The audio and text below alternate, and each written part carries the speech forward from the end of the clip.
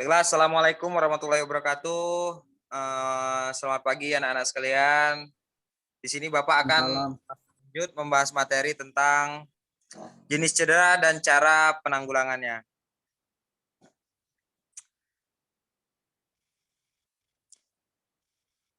Yang A, mengenal jenis cedera dalam aktivitas fisik dan aktivitas sehari-hari. Cedera diartikan sebagai keadaan bagian tubuh mengalami gangguan dan menimbulkan rasa sakit. Akibat cedera, gerak tubuh akan terhambat. Cedera dapat dialami seseorang saat beraktivitas fisik atau beraktivitas sehari-hari.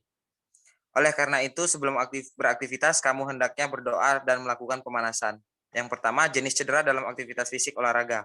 Memar. Memar adalah keadaan cedera yang terjadi pada jaringan ikat di bawah kulit. Memar biasanya karena benturan atau pukulan pada kulit.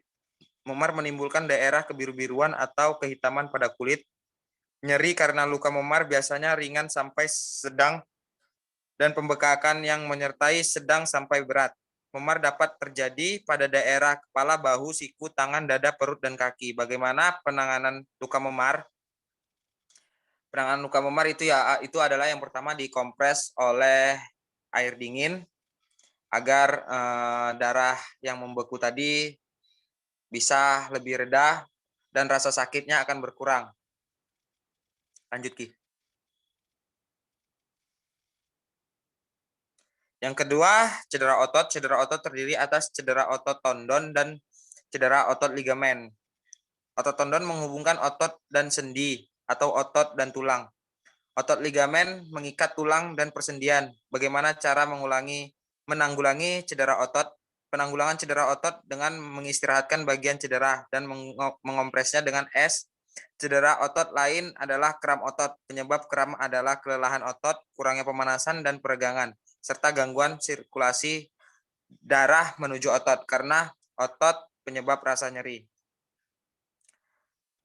Pendarahan. Saat beraktivitas fisik, seseorang dapat mengalami pendarahan. Apa jenis pendarahan yang terjadi saat beraktivitas fisik? Pendarahan yang sering terjadi saat beraktivitas fisik adalah pendarahan hidung, mulut, dan kulit.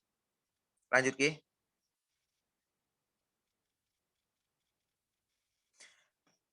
Yang D, kehilangan kesadaran atau pingsan.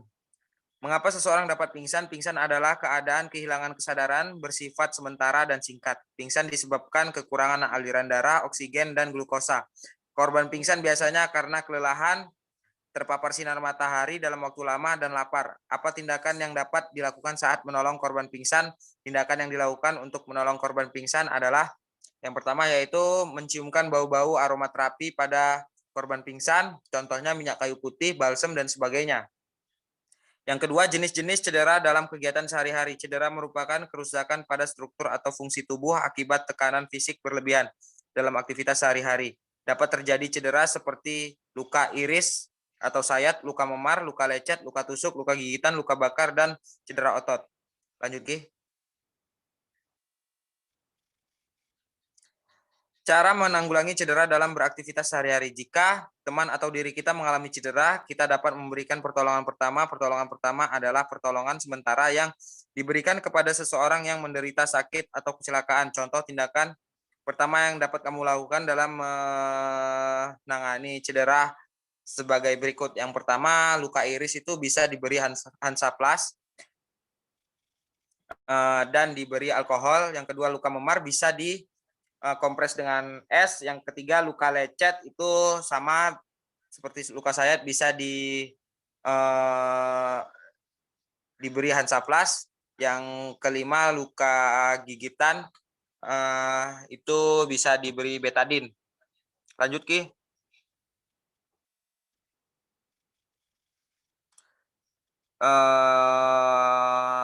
Ya, materi kelas 5. Jadi materi kelas 5 kita lanjutkan minggu depan saja. Untuk hari ini cukup dengan materi cedera otot pada aktivitas sehari-hari. Itu saja materi kita hari ini.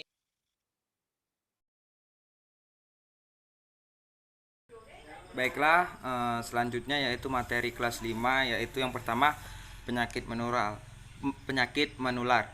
Tubuh sehat dan bugar menjadi keinginan setiap orang. Ada kalanya kita mengalami sakit. Sakit menunjukkan gangguan fungsi tubuh, baik fisik kemampuan psikis. Sakit adalah suatu kondisi tubuh atau sebagian organ tubuh yang fungsinya terganggu. Orang mungkin sakit karena terjadinya penyakit tertentu. Yang pertama itu pengertian penyakit menular. Apa yang dimaksud dengan penyakit menular? Pembahasan penyakit menular tercantum pada dalam Peraturan Materi Kesehatan Nomor 82 Tahun 2014 tentang penanggulangan penyakit menular pasal 1 ayat 1.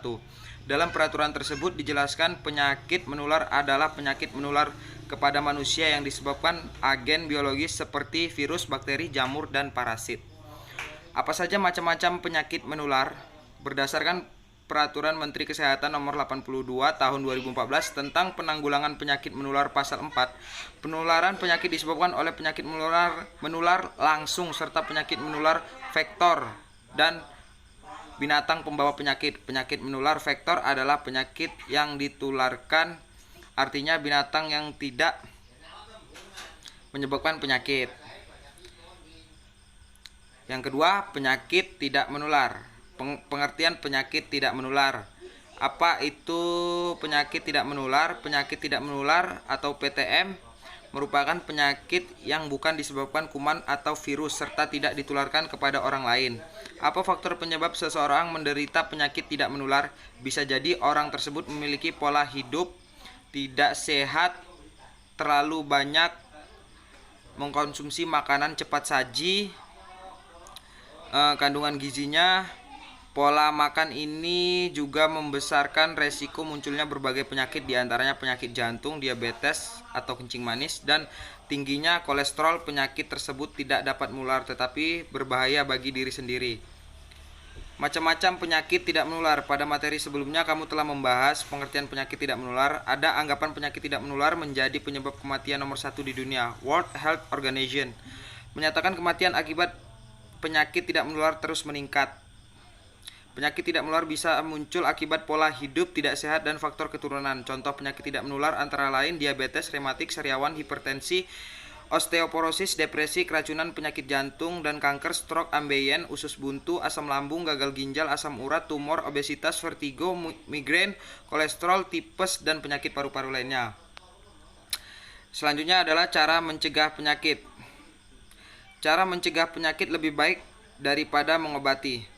Mencegah penyakit lebih baik daripada mengobati. Istilah ini mengajarkan kita untuk mendahulukan tindakan pencegahan penyakit daripada mengobati penyakit dalam kesehatan. Tindakan pencegahan diperlukan untuk memutuskan mata rantai penularan, perlindungan spesifik, pengendalian faktor resiko, dan pengabaian gizi masyarakat. Cara pencegahan penyakit menular diatur dalam Peraturan Materi Kesehatan Nomor 82 Tahun 2014 tentang menular, diatur dalam Peraturan Menteri Kesehatan Nomor 82 Tahun 2015 tentang penanggulangan penyakit menular. Berdasarkan peraturan tersebut, pencegahan dilakukan dengan promosi kesehatan, pengendalian faktor resiko, penemuan kasus, penanganan kasus, pemberian kekebalan imunisasi, dan pemberian obat pencegah secara massal. Penyakit juga dilakukan dengan membiasakan budaya hidup sehat. Bagaimana caranya? Tindakan yang dapat kamu biasakan sehari-hari sebagai berikut, yaitu mencuci tangan menggunakan sabun cuci tangan, membasmi jentik-jentik nyamuk, menggunakan air bersih untuk keperluan rumah tangga, mengkonsumsi makanan bergizi seimbang, melakukan aktivitas fisik atau olahraga secara rutin, menggunakan jamban sehat, menjaga dan memperhatikan kesehatan organ reproduksi, mengupayakan kondisi lingkungan yang sehat, mandi secara teratur, minimum 2 kali sehari. Pembahasan budaya hidup sehat dapat mencegah penyebaran penyakit dengan pembiasaan tersebut. Kamu berperan aktif melindungi diri dari penyakit. Pola hidup sehat dapat diterapkan dalam aktivitas sederhana, contohnya mengurus bak mandi secara rutin dan menutup tempat penampungan air. Aktivitas ini juga mencegah perkembangan nyamuk penyebar penyakit malaria, demam berdarah, dan ciguguan. Bagaimana pencegahan penyakit yang disebabkan bakteri? Contoh penyakit yang disebabkan bakteri Yersinia persis ialah pes. Penyakit pes menular melalui banyak cara, salah satunya melalui kutu yang menggigit hewan pengerat terinfeksi seperti tikus. Terjangkit wabah. Untuk mencegah penularan pes, masyarakat perlu mengawasi dan mengendalikan hewan pengerat di lingkungan sekitar. Yang kedua yaitu bahaya rokok minuman keras. Indonesia darurat narkoba. Hal ini dibuktikan dengan tingginya jumlah pelaku penyalahgunaan narkoba di Indonesia. Narkoba menimbulkan dampak buruk bagi pelaku. Narkoba dapat merusak tubuh dan mental generasi penerus bangsa. Pemerintah pun terus memerangi peredaran narkoba. Salah satunya caranya melalui kegiatan anti narkoba. Yang pertama, bahaya rokok dan minuman keras bagi kesehatan tubuh. Rokok dan minuman keras dapat merusak tubuh. Merokok dan meminum keras adalah pilihan. Itu tandanya manusia sendiri yang merusak tubuhnya. Padahal manusia dianugerahi tubuh sempurna oleh Tuhan Yang Maha Esa, Pemurah. Bahaya rokok bagi kesehatan. Berdasarkan hasil penelitian, merokok berbahaya bagi kesehatan. Data penelitian tersebut, merokok meningkatkan terjadinya penyakit, contohnya penyakit jantung dan gangguan pembuluh darah, kanker paru-paru, kanker rongga mulut, bronkis, tekanan darah tinggi, hipotensi, serta gangguan kehamilan dan cacat pada janin. Penyakit tersebut tidak lepas dari kandungan zat berbahaya dalam rokok. Kandungan zat berbahaya dalam rokok salah satunya tar. Tar merupakan kotoran pekat yang menyumbat paru-paru dan sistem pernapasan. Sumbatan ini menyebabkan bronkis kronis. Dalam beberapa kasus, tar juga menyebabkan kanker paru-paru atau karsinogenik. Tar sangat berbahaya bagi kesehatan jika dikonsumsi manusia. Yang kedua yaitu nikotin. Nikotin merupakan zat adiktif yang dapat menyebabkan kecanduan. Nikotin juga dapat mempengaruhi saraf dan peredaran darah. Bahaya lain nikotin ialah mempercepat detak jantung. Kondisi tersebut menyebabkan kerja jantung lebih berat, meningkatkan tekanan darah, serta mengecilkan saluran pembuluh darah. Nikotin juga berdampak pada perusahaan sel-sel pada tubuh. Yang ketiga, karbon monoksida. Karbon monoksida merupakan zat beracun yang meresap dalam aliran darah dan mengurangi kemampuan sel-sel darah merah mengangkut oksigen ke seluruh tubuh, padahal oksigen dibutuhkan tubuh untuk metabolisme dan pernapasan. Keadaan tersebut mempercepat kerusakan pada paru-paru sehingga menyebabkan penyakit koroner. Cara menghindari kebiasaan merokok. Yang pertama, menjauhkan diri dari rokok, mensosialisasi larangan merokok, membebaskan lingkungan sekolah dari asap rokok, membiasakan pola hidup sehat secara disiplin, menggunakan waktu luang untuk kegiatan positif. Peringatan bahaya merokok sering kamu dengar dan lihat di media massa, akan tetapi peringatan tersebut sering diabaikan sebagian orang. Kebiasaan merokok terus dilakukan meskipun mengetahui bahaya rokok. Sebagai generasi sehat, kamu hendaknya berperan dalam sosialisasi bahaya merokok. Yang kedua, bahaya minuman keras bagi kesehatan. Minuman keras mengandung alkohol yang bersifat adiktif. Jika seseorang mengkonsumsi minuman keras, fungsi tubuh dan perilakunya akan terganggu. Mengapa? Untuk mengetahui jawaban tersebut, simaklah uraian berikut ini. Kandungan zat dalam minuman keras. Minuman keras atau miras atau minuman beralkohol mengandung etanol. Etanol merupakan bahaya psikoaktif yang dapat menyebabkan penurunan kesadaran.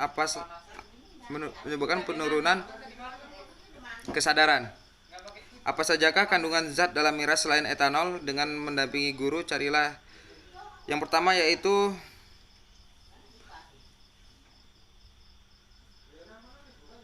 apa akibat minum minuman keras? Miras dapat menimbulkan ketagihan. Jika mengonsumsi miras dapat merusak fungsi organ tubuh. Miras juga menyebabkan gangguan mental organik atau GMO. GMO muncul ketika langsung alkohol pada sel-sel